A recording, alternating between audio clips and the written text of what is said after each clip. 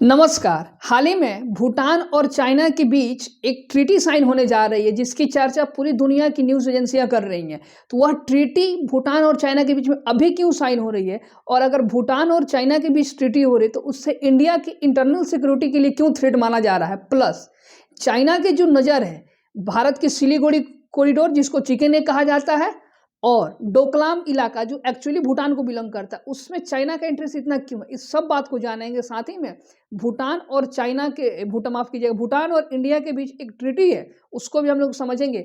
सबको समझे उसके पहले आप थोड़े से लोकेशंस कुछ जो इंपॉर्टेंट उसको समझिए। देखिए, ये नॉर्दर्न इंडिया का एक मैप है जिसमें ये हमारा स्टेट सिक्किम है, ये भूटान है और ये ऊपर चाइना है। एक्चुअल ये जो सारा इलाका ये तिब्बत को बिलोंग करता है, लेकिन 1950 में चीन ने तिब्बत को एनेक्स कर लिया, तब से यह चीन का हो गया है। तो ये भूटान है और यहाँ चाइना। तो चाइना और भूटान का जो है लैंड बॉर्डर लगता है। चाइना दुनिया का एकमात्र ऐसा देश है जिसका सबसे ज़्यादा सीमा विवाद दुनिया के अन्य देशों को, लगभग 13-14 देशों के साथ चाइना का सीमा विवाद है। इसी क्रम में भूटान के साथ भी चाइना का सीमा विवाद है। तो समझिए कहाँ कहाँ विवाद है। ये जो आपको एक इलाका दिख रहा है इसको कहा जाता है डोकलाम। भूटान का एक यहाँ इलाका है उसको कहा जाता है जारलुंग। एक इलाका यहाँ है उसको बोलते हैं पसारलुंग। और एक यहाँ भूटान के लैंड बाउंड्री के अंदर एक सेंचुरी है जिसको कहा जाता है Sakteng wildlife sanctuary. Sakteng wildlife sanctuary. तो चाइना का दावा है कि ये जो चार इलाके हैं डोकलाम, जारलुंग, पसारलुंग और साक्तेंग वाइल्ड लाइफ सेंचुरी, ये चारों चाइना को बिलोंग करते हैं, भूटान के नहीं है।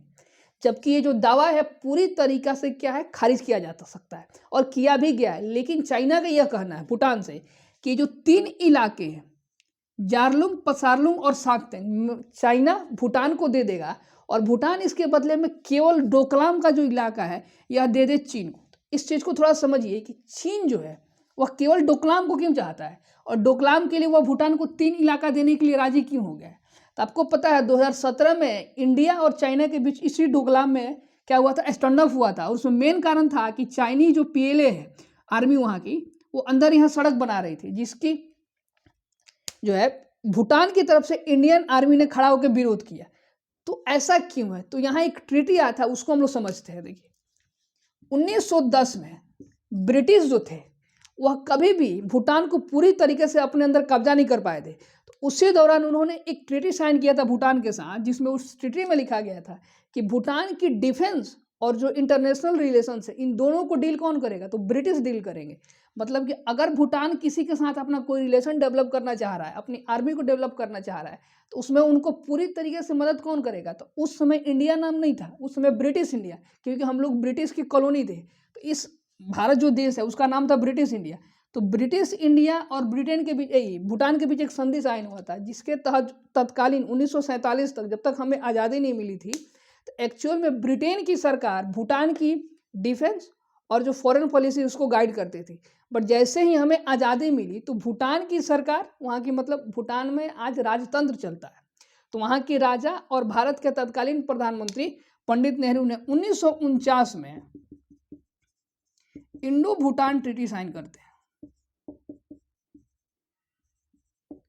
और इस ट्रीटी के द्वारा क्या होता है कि जो प्रोविजन 1910 में थे उसको रिन्यू किया गया और उसको एक्टिव किया गया कि हाँ, अब भूटान जब भी अपना कोई भी इंटरनेशनल रिलेशन डेवलप करेगा तो उसमें भारत एक तरह से उसका गाइड के रूप में काम करेगा, गाइडर होगा। आप से समझिए, जैसे कोई व्यक्ति जो अनजान है और उसको पर्वत पे चढ़ना है तो उसको हेल्प करने के लिए गाइड ऑफर किया जाता है जिसको हम लोग शेरपा बोलते हैं। कि अगर कोई पर्वत पे चढ़ना चाह रहा है तो उसको गाइड कौन करेगा, किधर से चढ़ना है, कौन आसान रास्ता है, तो जो उसको हेल्प करता है उसको शेरपा कहा जाता है। इसी तरह भूटान जो है इंटरनेशनल रिलेशन और डिफेंस के मामले में भारत पर पूरी तरीका से निर्भर था। और भारत इस ट्रीटी में भी लिखा गया था 1949 के ट्रीटी में कि अगर भूटान पे कोई देश आक्रमण करता है या फिर भारत पे आक्रमण करता है तो दोनों एक दूसरे के साथ मिलकर बात करेंगे और जहाँ तक संभव होगा वहाँ तक एक दूसरे की क्या करेंगे, मदद करेंगे। बट थोड़ा सा ध्यान दीजिए, यह जो ट्रीटी है 1971 में इंदिरा गांधी और सोवियत रसिया के बीच एक ट्रीटी साइन हुआ था, इंडो सोवियत रशियन ट्रीटी जिसको कहा जाता है, जिसमें ये सेम क्लॉज था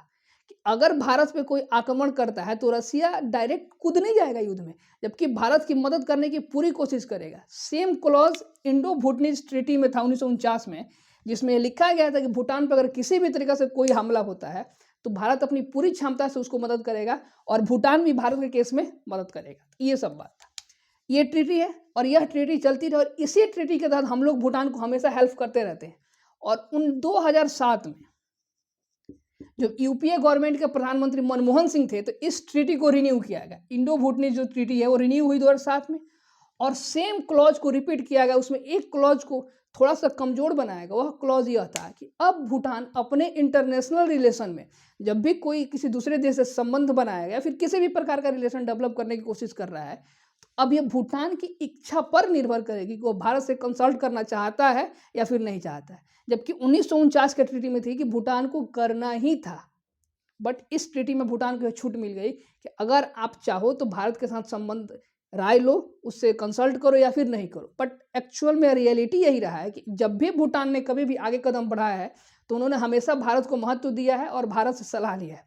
बट पिछले कुछ समय से यह देखा जा रहा है इसी ट्रीटी के तहत 2017 में आप देखे होंगे कि भूटान जब चाइना अंदर आ रहा था भूटान में तो इंडियन आर्मी भूटान की तरफ से खड़ा हुई और भूटान को क्या करती डिफेंड कर रही थी। उसमें ट्रीटी कौन सा एक्टिव था? 2007 वाले ट्रीटी काम कर रही थी। बट चाइना का लालच ये है, इस मैप को समझिए। ये जो आपको इलाका दिख रहा है भारत का इसको कहा जाता है Siliguri corridor. Siliguri corridor, news में इसको चिकन नेक के नाम से आप सुनते होंगे। इसकी अप्रोक्स जो एवरेज लंबाई चौड़ाई बताई जाती है 60 से 120 किलोमीटर बताया जाता है। तो चाइना का ये भारत को ये डर है और चाइना के पास ये ऑफर है कि अगर भूटान से यह डोकलाम का इलाका ले लेता है तो कभी भी अगर भारत से युद्ध होता है तो ये जो भारत का ये जो सिलीगुड़ी कॉरिडोर है इसको काफ़ी आसानी से ब्रेक किया जा सकता है और भारत को उसके 7 सिस्टर जो स्टेट्स हैं उनसे अलग किया जा सकता है। और जी हाँ, 1962 के युद्ध में जो 1962 का इंडो चाइना युद्ध हुआ था उसमें चाइनीज जो आर्मी है उसको पीएलए कहा जाता है, पीपल लिबरेशन आर्मी, वह पूरे इस चिकन नेक पे आ चुकी थी, अंदर तक घुस गई थी। तो भारत के इंटरनल सिक्योरिटी के लिए डर यह है कि अगर भूटान और चाइना के बीच ट्रीटी साइन होती है और चाइना एक प्रेशर बना के भूटान से इन 3 इलाकों को दे के और डोकलाम ले लेता है तो यह भारत के लिए खतरा होगा। क्योंकि अभी डोकलाम के आसपास इंडियन आर्मी डिप्लॉय है जो पीएलए को टक्कर देती रहती है।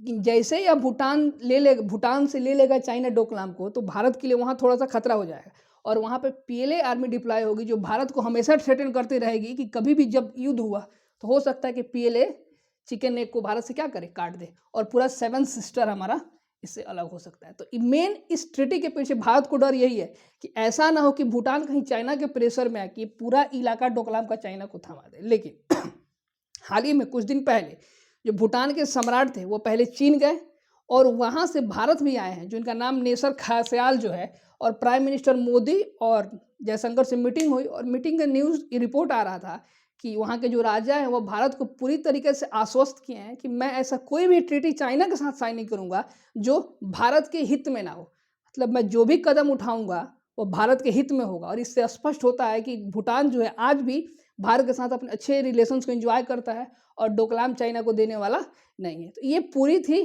कहानी। अब थोड़ा सा भूटान के बारे में बेसिक समझ लीजिए। जो भूटान है, भूटान के भारत के साथ टोटल जो लैंड बाउंड्री है ये 699 किलोमीटर का लगती है।